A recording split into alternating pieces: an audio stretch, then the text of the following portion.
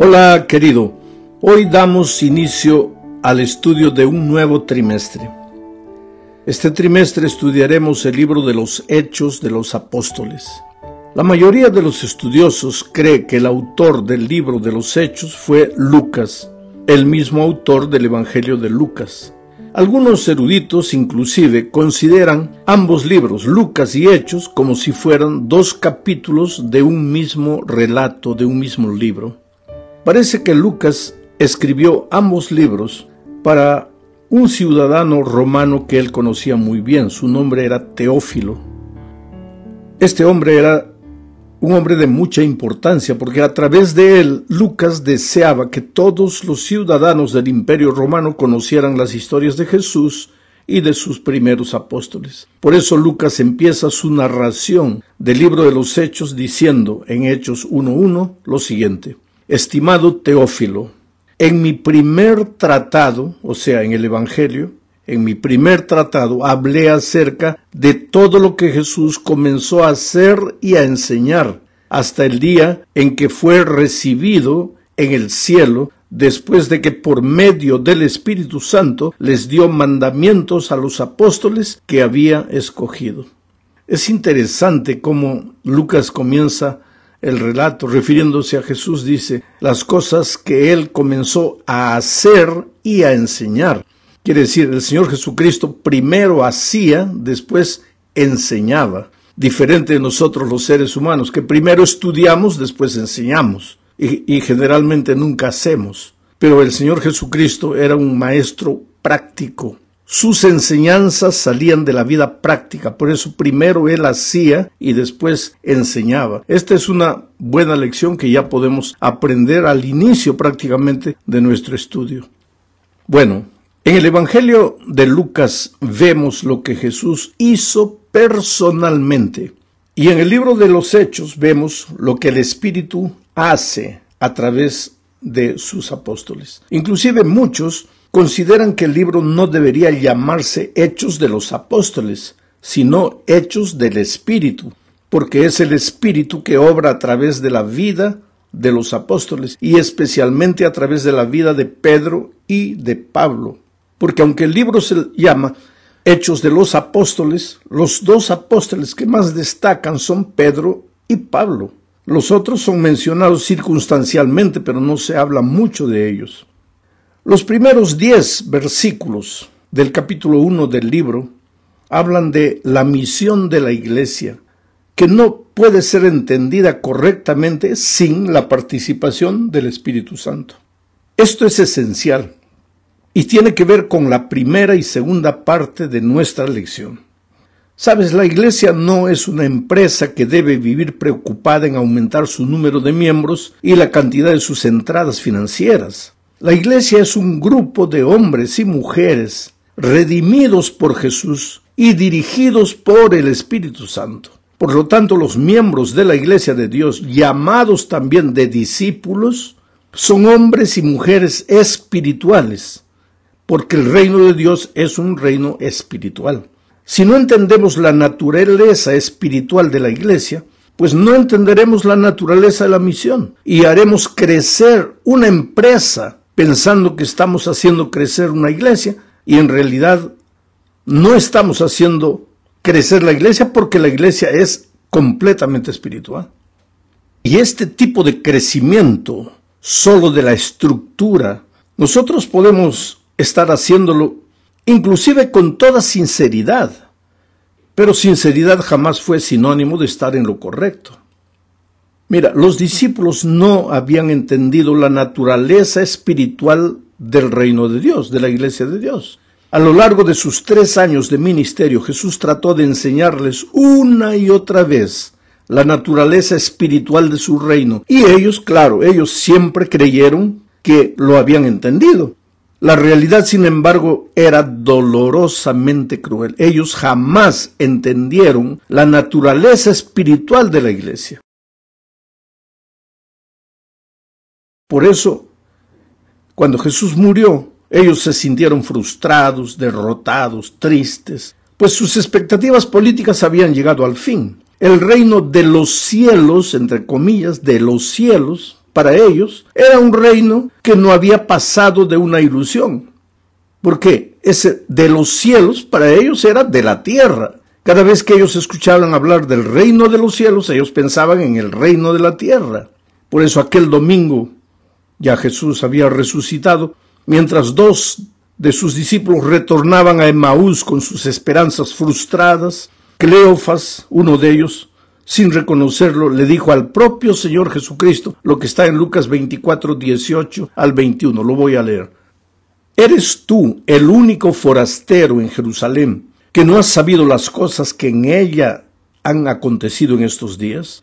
Entonces él, Jesús, les dijo, ¿qué cosas? Y ellos le dijeron, de Jesús Nazareno, que fue varón profeta, poderoso en obra y en palabra delante de Dios y de todo el pueblo, y cómo le entregaron los principales sacerdotes y nuestros gobernantes a sentencia de muerte y le crucificaron. Pero nosotros esperábamos que Él era el que había de redimir a Israel. Y ahora, además de todo esto, hoy es ya el tercer día que esto ha acontecido. Ahora, yo te pregunto, ¿por qué las palabras de Cleofás están cargadas de pesimismo? Él dijo, nosotros esperábamos que Él era el que había de redimir a Israel. Pobres discípulos, habían mal entendido lo que era el reino de Dios. La redención que Jesús les había prometido estaba en plena acción. Era la razón por la que el Señor había aceptado la muerte de cruz, y ellos pensaban que Jesús les había fallado. Quiere decir, ellos habían sido desaprobados en el examen final. Pero Jesús nunca desecha a los que fracasan. Esa es una de las cosas maravillosas del Evangelio. Jesús nunca desecha a los que fracasan. Porque Jesús es el Dios de las oportunidades, siempre dispuesto a dar una página en blanco para escribir una nueva historia. Por eso aquella misma noche apareció delante de sus discípulos, escondidos, dominados por el miedo, con las puertas trancadas y las esperanzas rotas, y los consoló, les dio ánimo y les encomendó continuar edificando su reino. Ahora yo pregunto, ¿qué reino edificarían ellos si en 3 años no habían entendido lo que era el reino de Dios? Pero Jesús nunca pierde las esperanzas y se quedó con ellos 40 días más para ayudarles a entender la naturaleza espiritual de su reino.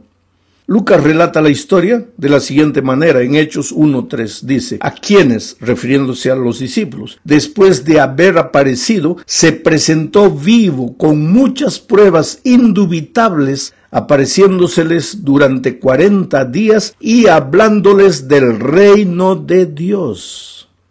El reino de Dios. Ese había sido el tema central de su ministerio durante los 3 años anteriores. Ellos no habían entendido nada. Ahora resucitado, antes de subir a los cielos, se queda con ellos 40 días más y el tema central de sus enseñanzas en esos 40 días vuelve a ser el reino de Dios. Les dice más, les pide que no salgan de Jerusalén, sino que esperen la promesa del Espíritu Santo. ¿Por qué? Porque el reino de Dios es un reino espiritual y solo puede ser edificado con la participación del Espíritu. Después Jesús compara ambos reinos, el terrenal y el reino de Dios, con el bautismo de Juan y el bautismo del Espíritu. ¿Qué quiero decir? Mira, Juan bautizaba con agua. Era un bautismo visible, todos veían, que daban las fotos, entre comillas, como registro del acontecimiento. Los nombres eran escritos en los libros de la iglesia.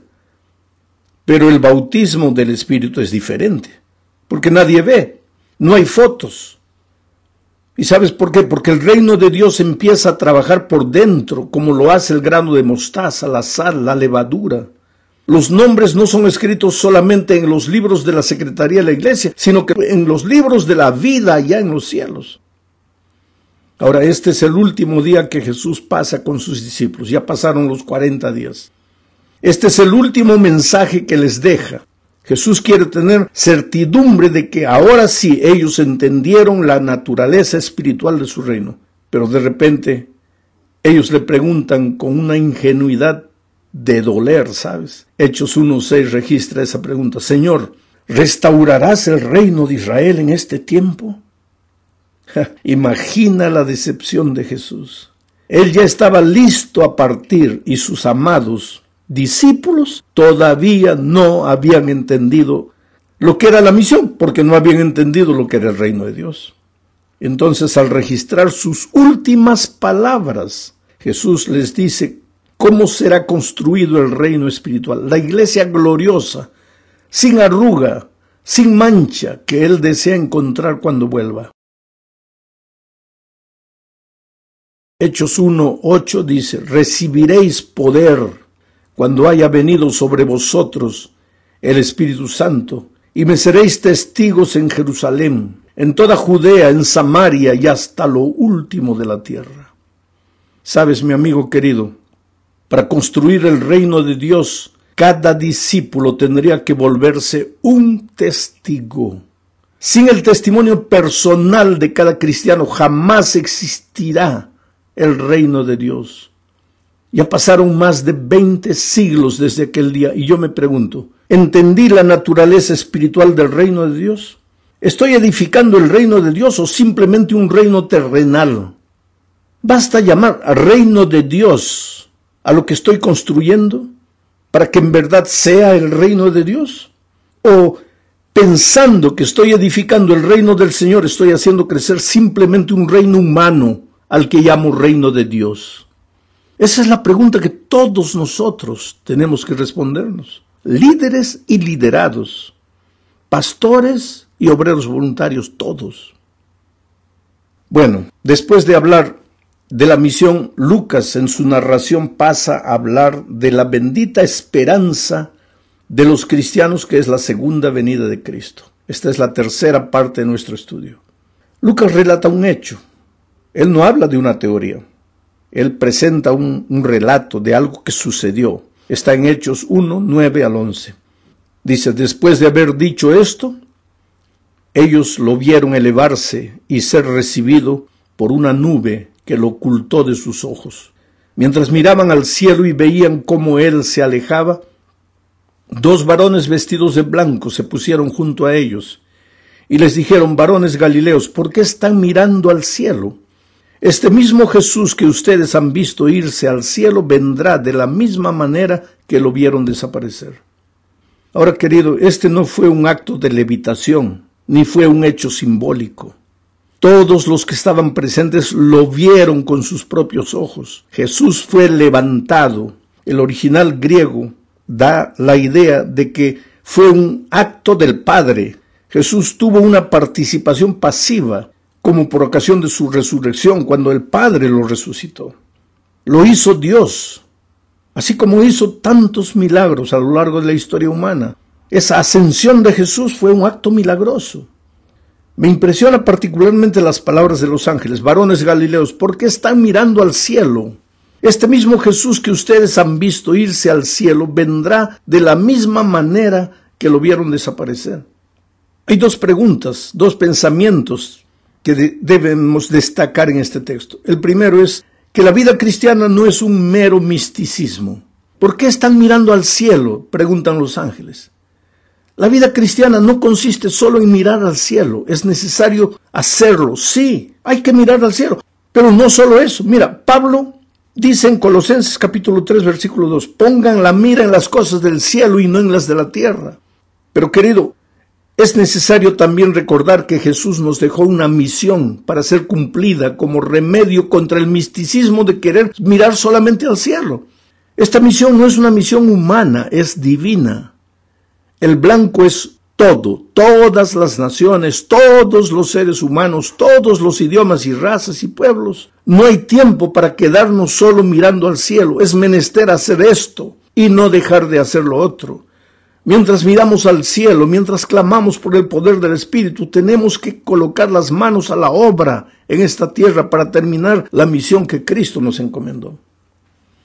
En la cuarta parte de este comentario diremos que delante de la pregunta de los discípulos de cuándo se cumpliría la promesa, la respuesta de Jesús fue que el asunto del tiempo no era algo que les competía a ellos. Lo que ellos deberían hacer es esperar la lluvia del Espíritu Santo y cumplir la misión. ¿Qué hicieron entonces los discípulos? Voy a leer Hechos 1, 12 al 14. Dice, entonces los apóstoles volvieron a Jerusalén desde el monte del Olivar, que dista de Jerusalén poco más de 1 kilómetro, porque de Jerusalén hay que bajar al valle de Cedrón y después subir para el monte de las Olivas, un trayecto de 1 kilómetro más o menos. Cuando llegaron los discípulos entonces a Jerusalén, ellos hicieron el viaje contrario, del monte de las Olivas a Jerusalén. Subieron al aposento alto, que era voy a seguir leyendo el texto, era una residencia particular. Subieron al aposento alto donde se hallaban Pedro, Jacobo, Juan, Andrés, Felipe, Tomás, Bartolomé, Mateo, Jacobo, hijo de Alfeo, hijo de Zelote, y Judas, el hermano de Jacobo. Todos ellos oraban y rogaban a Dios continuamente en unión de las mujeres de María, la madre de Jesús, y de sus hermanos. Eran más o menos unas 120 personas que estaban en el aposento alto. Estos primeros días de recogimiento espiritual fueron básicos. Ellos estaban allí reunidos para orar. Cuando el pueblo de Dios ora, ¿sabes? Suceden cosas maravillosas. Es que al orar nos desprendemos de nosotros mismos y nos abrimos a Dios y dejamos de confiar en nuestras propias fuerzas y pasamos a confiar en el único que puede hacer algo por nuestra incapacidad. El cumplimiento de la misión que Jesús nos dejó solo tendrá éxito cuando dejemos de confiar en nuestros métodos y nos sometamos a los métodos divinos. Por eso los discípulos, después que Jesús fue, en lugar de estar tratando de adivinar cuándo vendría, siguieron la orden del Maestro. Vayan, clamen por el Espíritu, reciban el Espíritu y cumplan la misión. Llegamos ahora a la parte final de este estudio. Y vamos a hablar aquí de la primera actividad administrativa de la iglesia que estaban haciendo. Sabes, mi querido, la administración no está reñida con la misión de la iglesia. Hay gente que dice, yo amo la iglesia, pero no quiero saber nada con la administración. Eso es una ingenuidad, querido. Porque desde sus mismos comienzos la iglesia tuvo que tomar medidas administrativas. La administración está al servicio de la misión. La misión es el objetivo principal de la existencia de la iglesia. Y la administración debe estar al servicio de ella. Ahora, es triste cuando la administración se transforma en el centro de nuestra existencia y la misión pasa a ser un simple detalle. Bueno, ¿cuál fue la primera actividad administrativa de la iglesia? Pues escoger al sucesor de Judas. La forma en que ellos realizaron este trabajo es curiosa. La historia dice que ellos echaron suerte. Ahora yo te pregunto, ¿cómo se puede elegir a alguien echando suerte? Bueno, en el contexto de hoy sería una aberración, una tontería, pero en la cultura de aquellos días era algo normal.